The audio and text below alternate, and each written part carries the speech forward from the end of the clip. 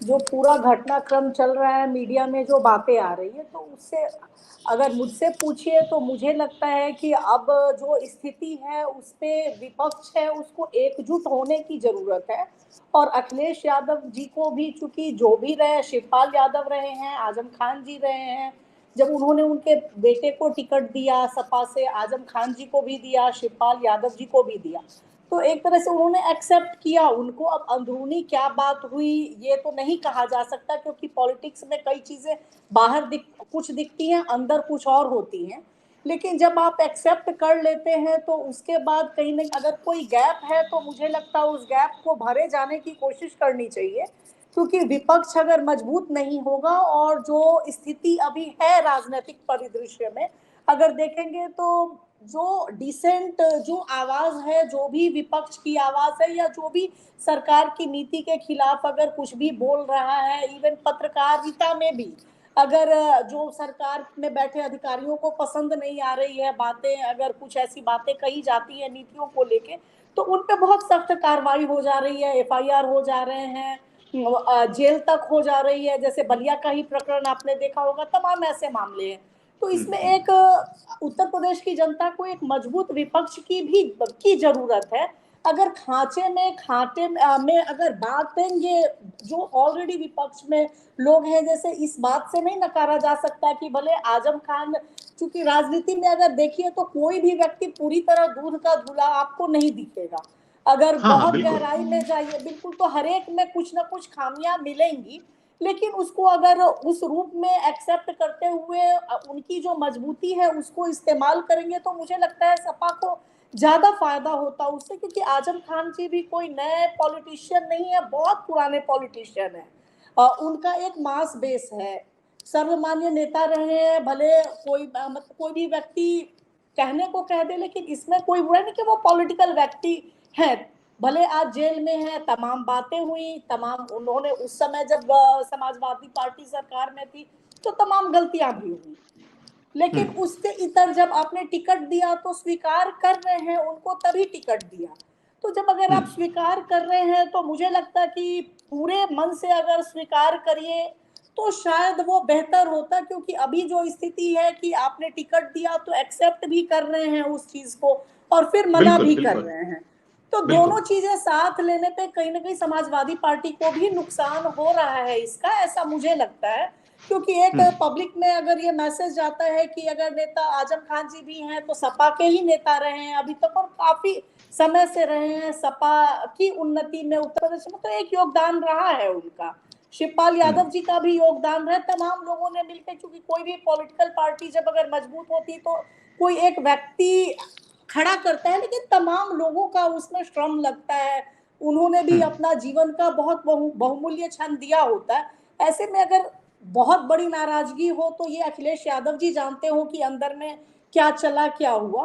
लेकिन अगर रिजॉल्व किया जा सकता है तो मुझे लगता है कि रिजॉल्व करना चाहिए। क्योंकि उत्तर प्रदेश की जनता को अभी एक ऐसे विपक्ष की जरूरत है जो जनता के मुद्दों को, या जहां अन्याय अत्याचार हो रहा है तो मजबूती से उठाए और खड़े हो।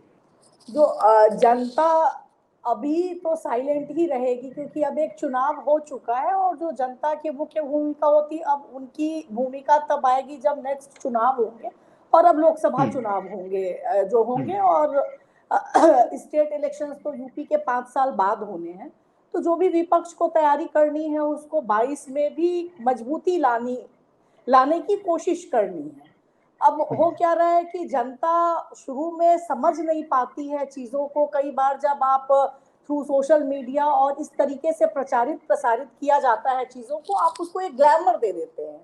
तो उसके हम्म। अंदर जो दंश उस चीज का है वो ग्लैमर के तले दब जाता है, और उसको आप महसूस नहीं कर पाते। जैसे तमाम बिल्कुल। बुलडोजर चले उत्तर प्रदेश में भी, जब सरकार बनी तो वो सोशल मीडिया में देखिए तो बुलडोजर के फोटो, और इसके घर को गिरा दिया, उसके घर को गिरा दिया, कोई माफिया नहीं बचेगा, या गोली मारो, ये सारी चीजें हुई। उसके बाद हम्म। भी ये सरकार आई।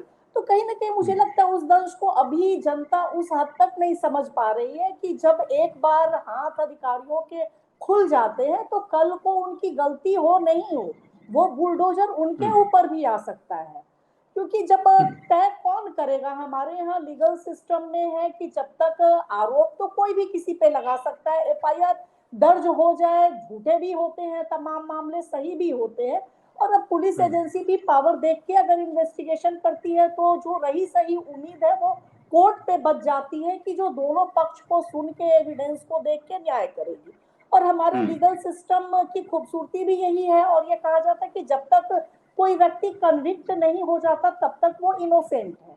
जब ये प्रिंसिपल और थ्योरी है और एफआईआर दर्ज होते ही पुलिस अगर बुलडोजर लेके किसी के घर के आगे खड़ी हो जाती कि हम गिरा देंगे, तो वो किस अधिकार से, कानून में कहाँ वो अधिकार दिया है? अगर गिराना है तो उसके लिए भी कोर्ट की परमिशन चाहिए, कारण बताना है। लेकिन जब आप सारे नियमों को धता बताते हुए अगर पुलिस को इतना एम्पावर कर देंगे तो वो भस्मासुर होते आम जनता के लिए पुलिस भस्मासुर की भूमिका में आ जाए, वो बड़ी बात नहीं है। क्योंकि अभी जब एक बार खून लग जाता है तो आप कह रहे हो कि हम अपराधी जो है उनके मकान गिरा रहे हैं, वो भी हाँ अपराधी में बिल्कुल। कौन अपराधी हो सकता है कि कोई, ये कौन जैसे तय वही करेगा अपराधी कौन? सही बात है। कौन तय करेगा? और एक परसेप्शन होता है पब्लिक में, अगर जो बड़े माफिया हैं तो वो नोन माफिया हैं, पब्लिक भी जानती है, लेकिन तमाम लोग अपराधी नहीं है, वो हालात के शिकार होते हैं, उनसे कोई अपराध अनजाने में हो जाता है। और अगर आप बहुत गहराई में जाएंगे तो मुझे नहीं लगता हमारे यहाँ इतने ज्यादा कानून है कि कोई भी व्यक्ति ने कभी किसी कानून को वायलेट न किया हो। कई बार जाने अनजाने वो हो जाता है, कई बार आप जानते भी नहीं होगे, और बिल्कुल अगर आईने और चश्मे पे रख के देखेंगे तराजू पे तो कहीं ना कहीं वो हर क्षण कुछ ना कुछ आप वायलेट कर रहे होते हैं।